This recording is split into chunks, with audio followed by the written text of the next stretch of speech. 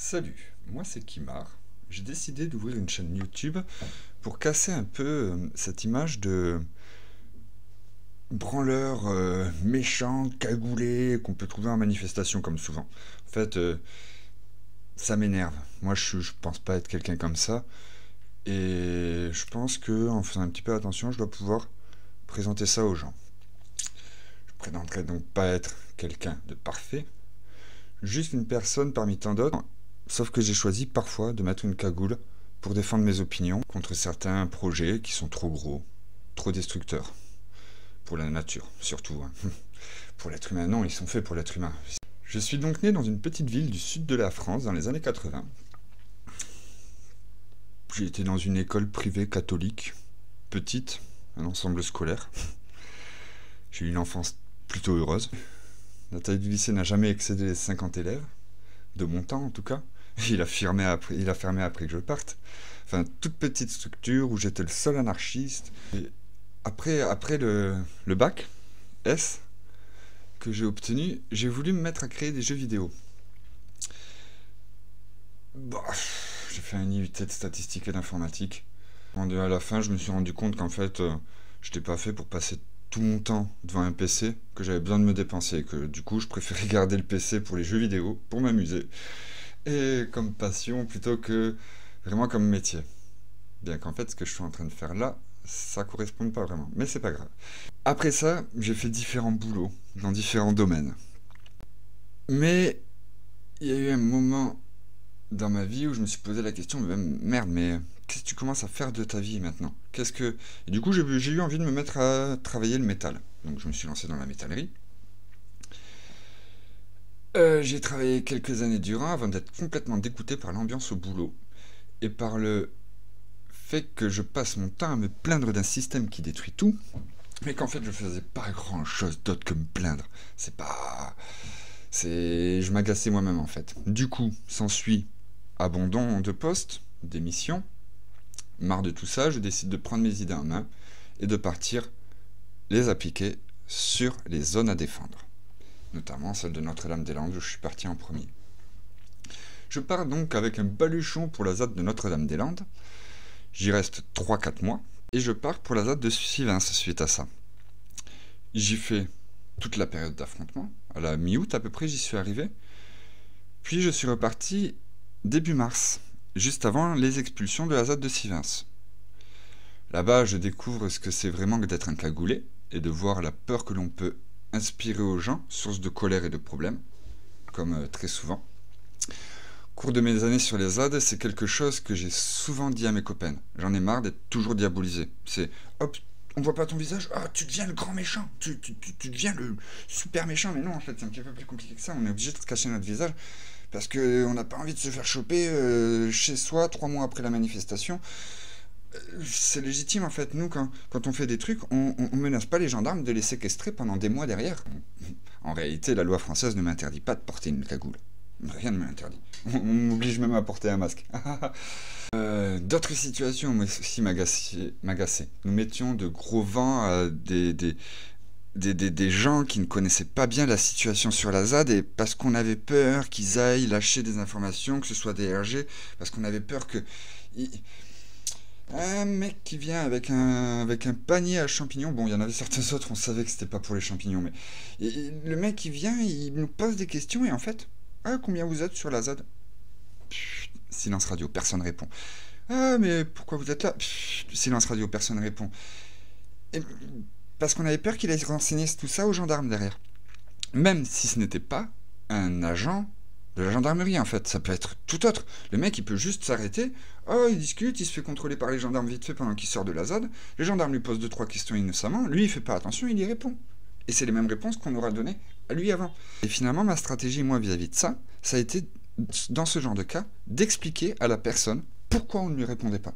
Écoute, il y a les flics, ils veulent savoir combien on est en fait, donc ben, on va pas lui dire. Et ils vont passer par toi, peut-être, pour le savoir. Donc en fait, désolé, je ne peux te répondre au nombre combien on est sur la ZAD que entre 10 et 10 000. Ça me semble raisonnable. C'est déjà une petite fourchette, non? Mais voilà, mais au moins la personne elle le prenait bien. Au moins elle comprenait pourquoi elle se prenait des vents. Elle comprenait. C'est donc depuis cette époque que régulièrement, à défaut d'être souvent, je disais à mes copaines, j'aimerais que l'on puisse mettre en lumière les cagoulés. Ce que j'ai fait en discutant avec des non-zadistes d'ailleurs, régulièrement, mais c'était à petite échelle. J'en reviens à mon histoire. Donc je fais Sivins, j'y reste jusqu'à la semaine avant l'expulsion en mars 2015. Là, je repars un peu sur Notre-Dame-des-Landes, mais les copains me convainquent de les rejoindre sur les ZAD d'Agen. Je vais sur la ZAD contre la Technopole Agen-Garonne. Puis, quelques mois plus tard, je suis parti sur la ZAD de Limoux, contre les éoliennes industrielles, contre les éoliennes à Mazamet aussi. Puis, je suis retourné sur la ZAD de Notre-Dame-des-Landes pour préparer un petit peu le retour des gendarmes prévu pour l'opération Jupiter en 2018. Suite à ça, je fais toute l'opération Jupiter sur la ZAD où je ne fais pas une seule nuit hors ZAD. Je vois les lieux où je vivais depuis plus de 2 ans se faire détruire. J'en trouve un autre où vivre sur la ZAD. Je reste 1 an de plus après la fin de l'opération Jupiter dans un squat où c'était une maison en dur, malgré les 80 cabanes qui ont été détruites par les gendarmes mobiles. Il reste quand même du monde, et pas que des légalistes, encore aujourd'hui sur la ZAD. Ça, je vous le confirme, j'en suis sûr et certain, j'ai encore des potes qui sont là-bas. Bon, cela dit, j'ai quand même eu des soucis de santé. Je vivais quand même dans des conditions un petit peu difficiles. Je suis pas resté tout le temps dans la maison, j'ai dû bouger plus tard. Et le froid en Bretagne dans une caravane sans porte, ben ça affecte. Et puis j'ai eu des soucis de santé, donc j'ai dû me casser. J'ai dû retourner vivre chez ma maman. Ça fait quoi? Ça fait 3 ans que je suis retourné chez ma maman. Et en fait, j'ai mis pas mal de temps à récupérer de mes problèmes de santé. Je suis encore en train de récupérer sur certaines choses que je m'étais pas aperçu à l'époque, enfin il y a 2 ans. Et enfin voilà. Et tout ça, ça m'a trotté dans la tête pendant 3 ans. Tout ça, bon, je me suis refait des contacts, tout ça. Hein. J'ai repris une vie à moitié babylonienne, à moitié intégrée dans le système, il n'y a pas de souci là-dessus. Mais ça me travaille quand même, tout ça. Purée, qu'est-ce que tu fais maintenant et tout. Et je passe beaucoup de temps à regarder des vidéos YouTube. et je me dis que s'il y a un truc qui... Enfin voilà, ça m'a semblé important. Et finalement, voilà, maintenant, je suis en train de faire une vidéo YouTube, ma première, pour essayer de dédiaboliser les cagoulés. Pas une mince affaire. Donc, ça a été une longue réflexion pour moi. Beaucoup de copains que je connaissais à l'époque sauront que de présenter mon visage comme ça à une caméra et d'oser l'afficher, en fait, c'est pas simple. Mais tout ça m'amène au dernier point de cette vidéo. C'est un petit message justement à ces copains-là. Pendant mes 6 ans et demi que j'ai fait sur les ZAD, j'ai eu beaucoup de discussions avec eux concernant l'usage qu'on avait des médias. Il y a beaucoup de réflexions là-dessus.